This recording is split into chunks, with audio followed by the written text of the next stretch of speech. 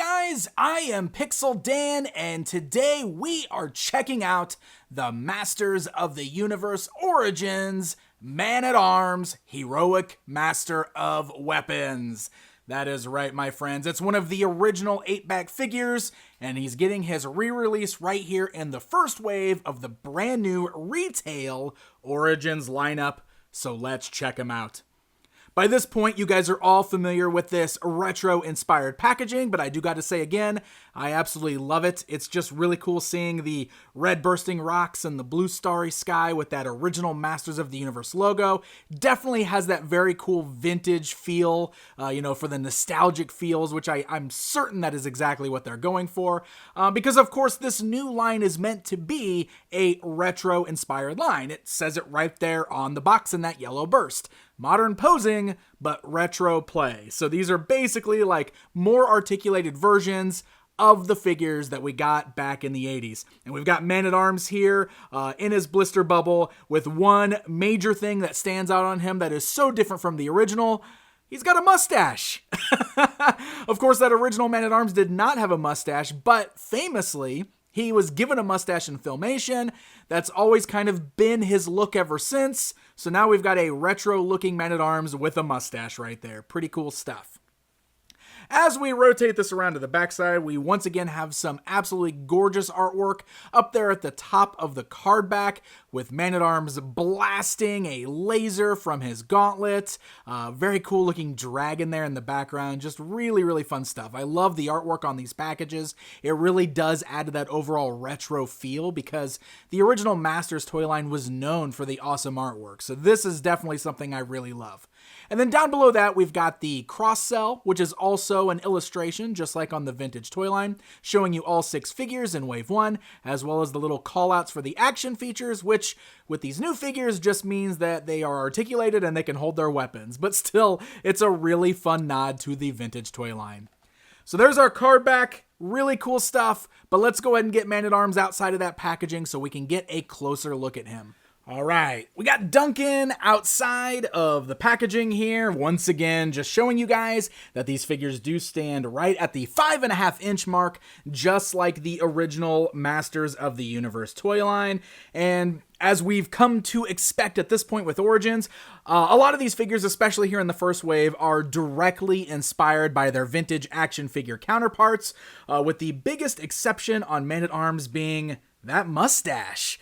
Mattel went ahead and gave him the mustache, and the reason they did that is because they said that Man-at-Arms is pretty much most iconic with his mustache.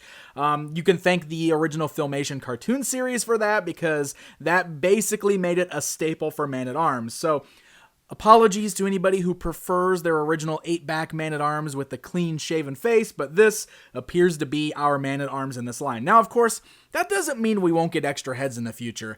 As we just recently saw from all of the PowerCon reveals, we're going to start getting lots of extra heads with figures coming up, so there's going to be a lot more mix-and-match options, so that is always something good to know. So these figures are done totally in that retro aesthetic. It's exactly what Mattel is going for here. They've just added some articulation, but even with the articulation, like they've got knees, but you can see that they still have those bent, kind of squat-legged poses, and that of course is done on purpose to try and capture the same aesthetic from the retro action figures. Man-at-Arms does come with several accessories here because all of these armor pieces are separate inside of the packaging. So very similar to the vintage figure, you do have to add on these armor pieces separate. So you can see you've got the little shin armor here, and that just kind of wraps around the figure's leg, similar to the vintage one, and just kind of fits right through there. These are a lot more pliable than the original armor from the vintage toys. Those were a lot more rigid. So these are a little more flexible, and I think that's definitely a good thing. So we shouldn't have to worry about any stressing or breaking on the straps here. And one of the big differences, of course, on the vintage figure, the arm armor was all one solid piece, but that's because they didn't have elbow articulation. So to fix that this time around, Mattel actually split this into 2 parts. So you can see you've got armor that fits over the shoulder and bicep, and then armor that fits over the forearm. So just like this, it works just like that leg armor I just showed you, where you can just take the little strap, kind of fold it through, It's got that little ridge there so that it clips in place, and it actually works pretty well. Now, sometimes I do see that this one slips over the wrist, you can see. So that's probably going to happen when you're posing it around. But once you get it into the right spot, it actually fits on there pretty good. And it looks fine. I mean, it doesn't look too bad with it being broken up. And of course, this will allow you to still be able to pose the elbow, bending it and rotating it side to side. So I thought that was pretty nice that they went that extra step to make sure he could still bend his arms, since he's got this brand new articulation after all. And the articulation on this is the same as all the other ones. I almost feel like I'm repeating myself at this point because the form factor is so similar on all of the Origins figures.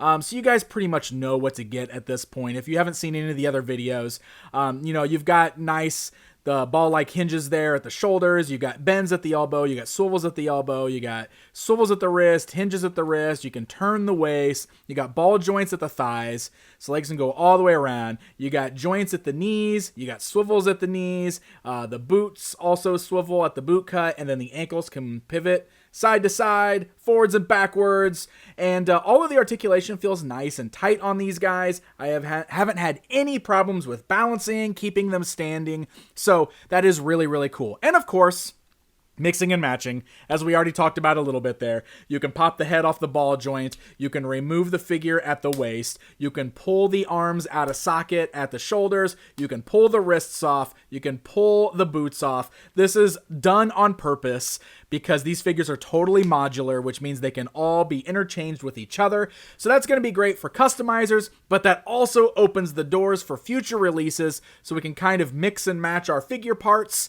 and maybe make a desired figure of our own, which is pretty cool.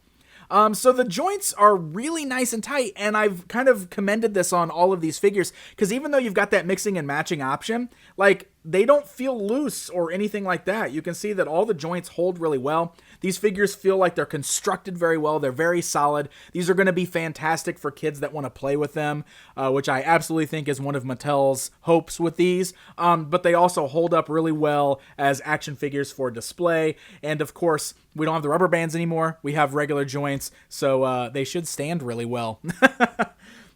So aside from the armor, the other thing that Man-at-Arms comes with is his little mace accessory. It is very similar to the one that came with the vintage action figure. Again, all just molded in that solid color, just like all the armor. I mean, you can see all the great sculpted details in here. It is not all painted. Again, that's done on purpose. These are going for a retro aesthetic, so they're mimicking the look of the vintage action figures. But this is something that I did want to point out.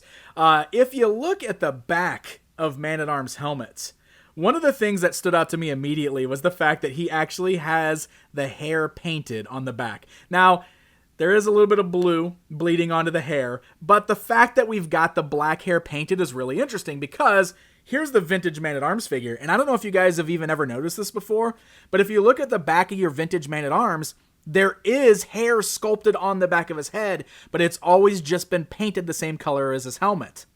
So this time around, Mattel painted the hair. I thought that was a really nice touch. Now on the flip side, the original 8-back version of Man-at-Arms has these nice little details like the red dots painted on, and unfortunately the new one does not have those red dots painted. I kind of wish we had that, but hey, I love the extra detail of the hair. I think that is really fun.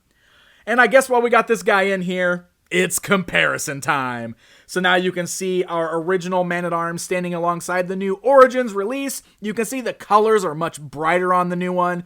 Of course, that mustache, like I said, totally stands out, but you can really see where they got the inspiration for this brand new figure.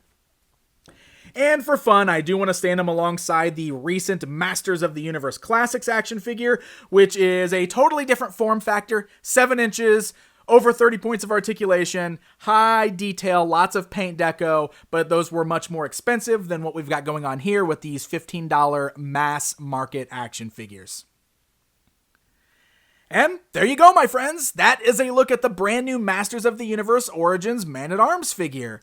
I like him. I really do. And, I've talked about this in all of my Origins videos, but the more of these that I get, the more I appreciate exactly what this line is supposed to be. And hey, now that we've seen from the PowerCon reveals that there is also a 7-inch collector line coming out that's going to be more in the style of classics, It makes these Origins figures even better to me because now I see that we totally have two different things going on here, and it's done that way on purpose. So if you enjoy the retro form factor, if you're a fan of the vintage action figures, or you want to get your kids some really great figures to play with, Origins is perfect for that. I'm really impressed, like I said, with the construction on these. I think these are a lot of fun, and getting them in hand really does make all the difference, I think.